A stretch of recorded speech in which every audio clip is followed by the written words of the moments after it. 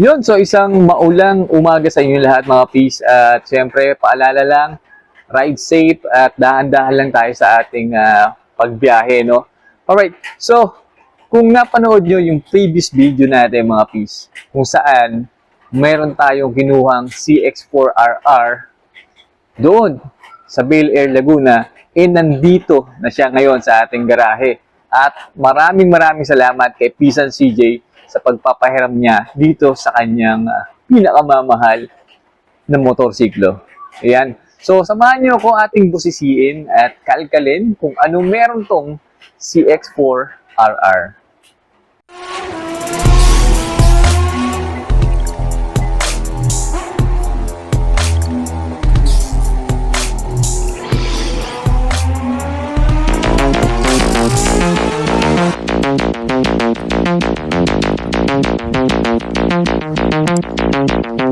There's a little hole in my big head. I like to watch the white floor turn red.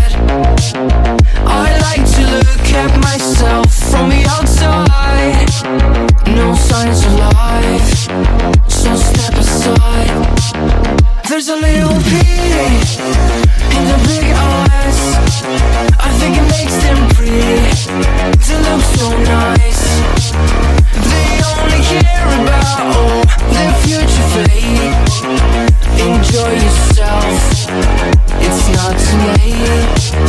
A little hole in my head.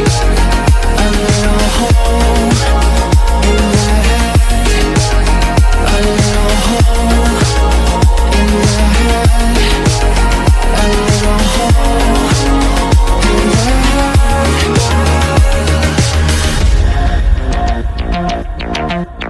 Alright mga piso, nasa harap natin ang Kawasaki CX-4RR na napakaganda. Tignan nyo naman kung gaanong kabalasik ng itsura niya mga pis. Napakakanto ang tutulis ng kanyang mga fairings at talaga namang sobrang aggressive ng forma. Tignan nyo yung kanyang pinaka-tail section ay talaga namang napakatulis mga pis. O diba? So, sports bike ang pormahan talaga nitong CX-4RR. So, dito tayo sa unahang bahagi ng ating motor, mga pis. Kita nyo naman, so mukhang hindi pa pahuli ng buhay. Mukhang Decepticon. At napaka-astig. Ayan.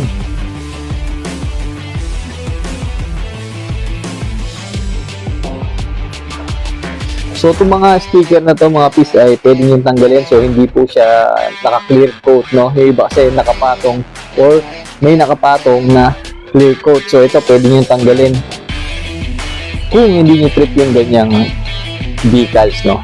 Nasa sa inyo na yan mga pis. Ayan. Okay. So, dito tayo sa bandang unahan. So, may conventional na side mirror. So, alam ko yung Ninja 400 eh, ganito din ang ginagamit na side mirror.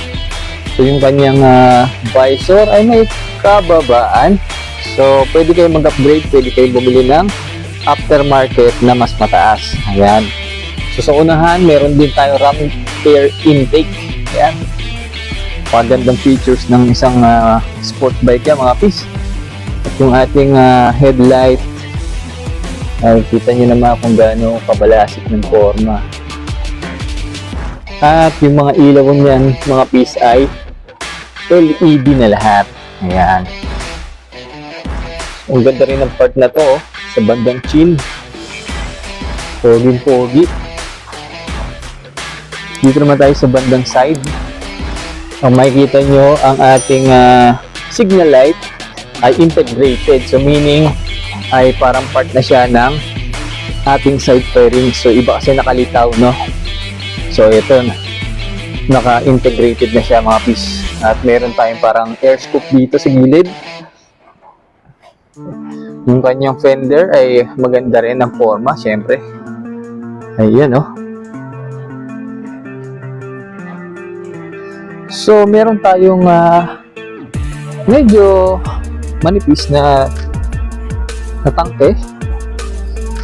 Ayan. So, compare natin sa ibang big bike na medyo matataba, no? Ayan. And then, sabi ko nga itong tail section, kita nyo naman kung gaano ka-sexy yan, no? Napakanipis. Talagang agresibo. At dito sa part na to, ay hindi mawawala itong napakagandang gauge, no? Ayan, no? Forma. So, meron tayong plastic na part dito para sa ating mga legs. So, plastic din. So, pwede natin lagyan ng tank pad, mga piece. So, dito sa part na to, yan, coated siya or meron siyang clear coating. Sa tanggi lang, mga piece, no? Pero dito sa part na to, yan, hindi siya naka-clear coat. Yan. Okay, so, ito naman tayo sa bandang ibaba ng harapang parte na itong CX4RR. So, makikita nyo, meron siyang Showa inverted and adjustable suspension, no? And then, yung kanyang caliper ay Kawasaki. So, yung sa likod na caliper, mga piece ay Nissin, no? Ayan. So, ito siya. Single piston na Nissin. At, syempre, naka-dual ABS na rin yan, mga piece, harap at likod. Ayan, o, makikita nyo. Ito yung kanyang sensor, no? And dual disc, syempre, medyo malakas-lakas na rin to. Kailangan din natin ng malakas-lakas na stopping power. So, dual disc na yan, mga piece. Dual disc brake. Ayan. So, ano pa ba? So, yung ating mags, ayan, ay napakagandang kulay black na mayroong decals na green. At yung ating gulong, stock tire natin, Dunlop Sportmax GPR 300F na may size na 120 by 70 by 17. At yung hulihan naman nating gulong ay may size na 160 by 60 by 17. Yan. Okay. So, dito naman tayo sa kanyang engine.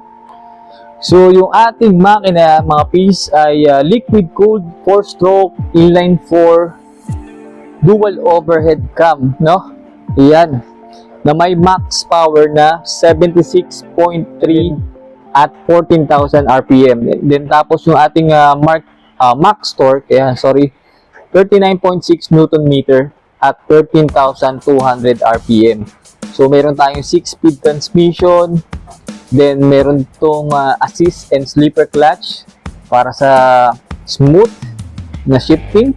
At, syempre, quick shifter na rin itong ating CX4RR, mga piece. Napakaganda. At, kung makikita nyo, ang CX4RR natin ay gumagamit ng trellis frame. Steel ang kanyang material, mga piece. Ayan. Tapos, meron siyang bigat na 188 kilos. At, yung kanyang fuel capacity ay 15 liters, mga piece. Malaki-laki na rin yan. And yung kanyang height or seat height ay 800 mm na saktong-sakto sa average Pinoy height, no? Ayan. Alright, so kung makikita nyo, meron na siyang slider, so aftermarket, so naka full system na Yoshimura, mga piece. Napakaganda. At ito pa yung isang nagustuhan ko, meron siyang abang para sa spool. Ayan, kung makikita nyo, meron na siyang spool. So, wala na tayong magiging problema dyan, no? Napakadali na lang nating mailalagay sa paddock yung ating CX4RR. So, pakita ko nga pa sa inyo yung kanyang suspension sa likod na fully adjustable. Ayan, mga piece. So, yung kanyang tension and compression ay adjustable. Ayan, napakagandang features niyan sa isang motor. Okay? And then mga piece, dito tayo sa handlebar ng ating CX4RR, no? Dito mo tayo sa kaliwang part, no? So dito, makikita niyo yung mga switch. So high beam, low beam. Ito yung switch para sa navigation doon sa ating dash. So left and right signal light switch, busina.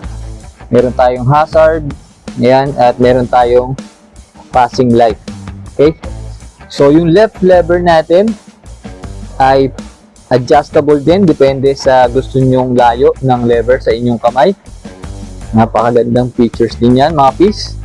At nga pala, ito yung adjustan, no? Dito nyo i-adjust yung preload ng inyong front suspension. So, dito na tayo sa kanang part ng ating handlebar. So, nandito yung kill switch and ignition. So, ito i-slide nyo lang to pababa, mga piece. So, meron tayong select dito. So, yun lang naman. At nga pala, wala po tayong throttle cable dahil ang ating CX4RR ay naka-ride by wire. Napakatindi, mga piece. At syempre, yung ating brake lever ay adjustable din. Yan. Alright, sa dash naman tayo. Ano ba makikita natin sa dash ng isang CX4RR? So, open natin. Yun. Alright. So, meron tayo dito mga indicator sa gilid at sa baba.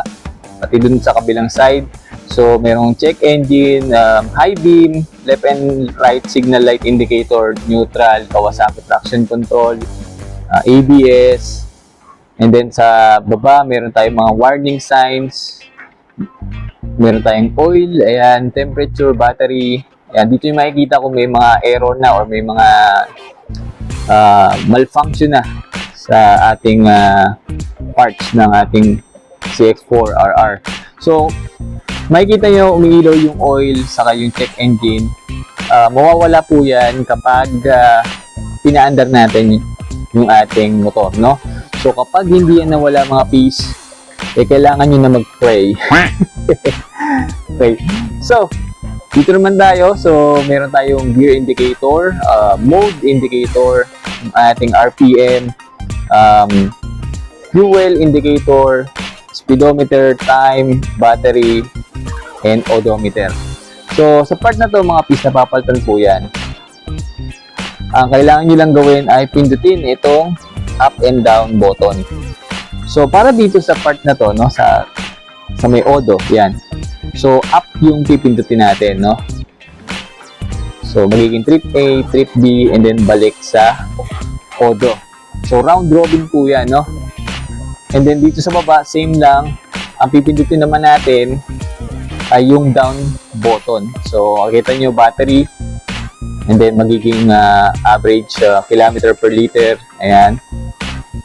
And then, average speed, total time, and then balik sa battery. And then, kung gusto nyo naman palitan to, mga piece, itong mode natin, so hold nyo lang yung up and down button, no? So, kung gusto nyo maging road mode, no? So, hold nyo lang natin yung down ng mga 3 seconds. Yun. And then, kung gusto nyo maging rain mode, hold ulit natin yung down ng 3 seconds. Kung gusto natin ibalik doon sa sport, so hold naman natin yung up button. Yan. And then, isa pa. Yun. So, ganun lang kadali, mga piece. And then, para mabuksan natin yung main settings ng ating CX4RR, pindutin lang natin ito ng sabay, mga piece. Yan. Yun. Then, kung gusto nyong mapunta dito yung selector, ito naman pipindutin natin. Yan. And then, kung magse-select na tayo, ito po yung pipindutin natin, mga piece. So, let's say, from Bluetooth. Nga pala, meron pong Radiology app itong Kawasaki, no? Kung saan pwede nyo i-pair yung inyong phone dito sa inyong CX4RR. Ayan. So, selector. Yan, kung gusto nyo mag-select. Yun. And then, kung gusto nyo bumalik dun sa main menu, hold lang natin to. Yun.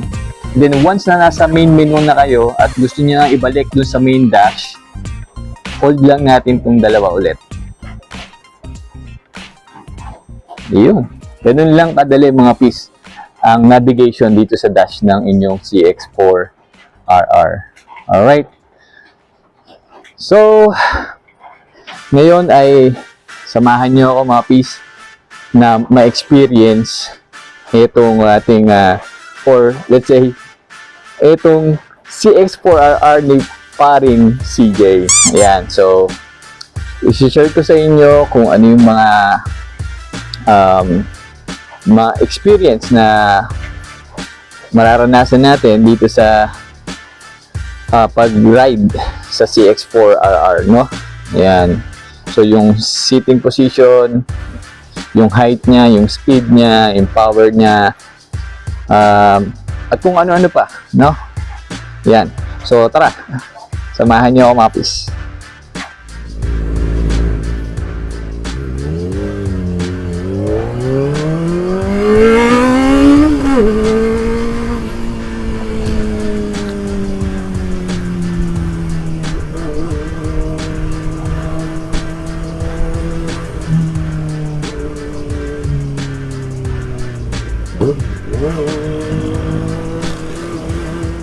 Full tank po yan.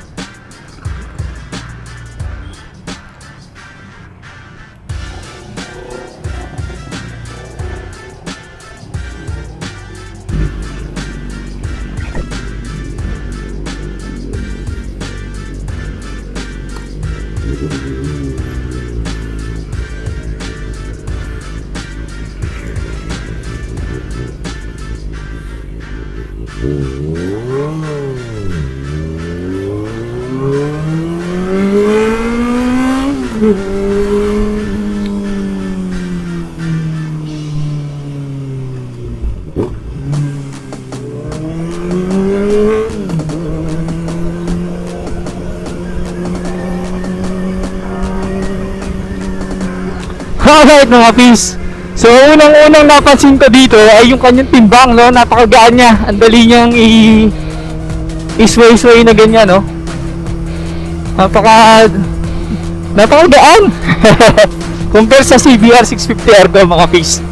Ayan. Yung riding position niya medyo aggressive na. Siyempre, sports bag, medyo pasub-sub tayo mga pis.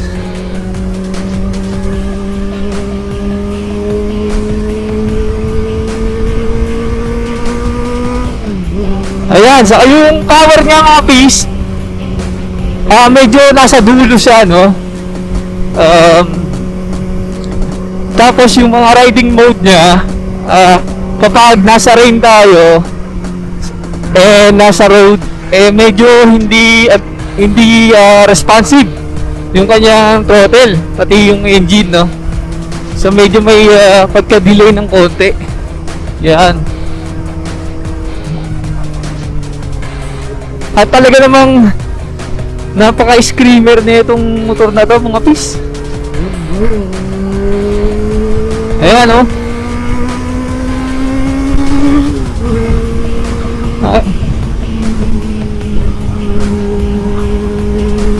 Napaka-screamer.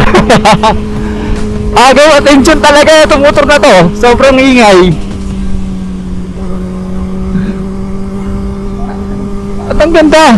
Tama-tama sa mga beginner, mga pis. Yung timbang niya, yung power output niya, goods na goods.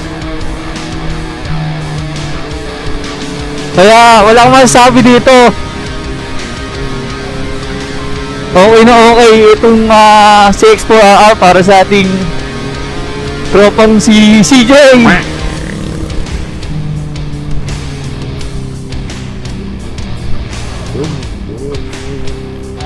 CX4RR ni parang CJ. So, una-una napansin yung kanyang timbang, no? Talagang napakagaan niya at madali siyang i-lean, no? I-gaslaw-gaslaw, kaliwa kanan. Okay na okay, mga pis. Okay. Tapos yung seat height niya, talagang para sa mga beginner, no? Hindi siya ganun kataas at sakto-sakto sa mga rider na Pilipino, no? Yung average height ng Pilipino. Yan, saktong-sakto mga pis. Yung kanyang preno ay malakas, goods na goods mga pis. Ayos na ayos. Harap likod, okay. Wala akong comment doon. And then, yung shifting niya mga pis, yung gear ay napaka-smooth, lalo na dahil sa assist at slipper clutch. At syempre, dahil na din doon sa quick shifter, no? Up and down. Yan. Napakaganda mga pis. And then yung power output niya mga pis, based sa aking paghimas, no? Or pagpiga, nasa bandang dulo yung talagang ibibigay yung power na malakas talaga, no? Yung talagang hihilahin ka. And then sa mga mode naman mga pis. So yung rain, yung road, parang parehas lang. Kapag nakaganon yung mode nyo mga pis, medyo may delay, no? Kahit nakapiga ka na, kahit naririnig mo yung engine, parang hindi pa rin na kumakagat, no? Parang ganun yung pakiramdam. So, recommended ko sa mga riders na may gamit na ganito, si X4RR, ay gumamit na lang kayo ng sport mode. Yun, para parang real time yung response ng engine nyo kada piga, no? So yun, ayos na ayos mga pis. So napakagandang deal nito para kay Pisang CJ, no? So saktong-sakto yung height, yung kanyang power output. Okay na okay. Bagay na bagay talaga sa mga beginners. So, ayan. Kung meron ba kayong 499,000 pesos, bibili ba kayo nitong CX4RR ng Kawasaki? So, comment nyo nga sa baba mga pis para malaman natin, no? Yan. So, hanggang dito na lang tayo. Huwag nyo kakalimutan mga pis na i-hit yung like, share, at subscribe button. At syempre, kalampagin nyo na rin yung notification bell para lagi tayong updated sa mga bagong videos na ilalabas ko, no? So, as always mga pis, ride safe, stay safe, and peace out.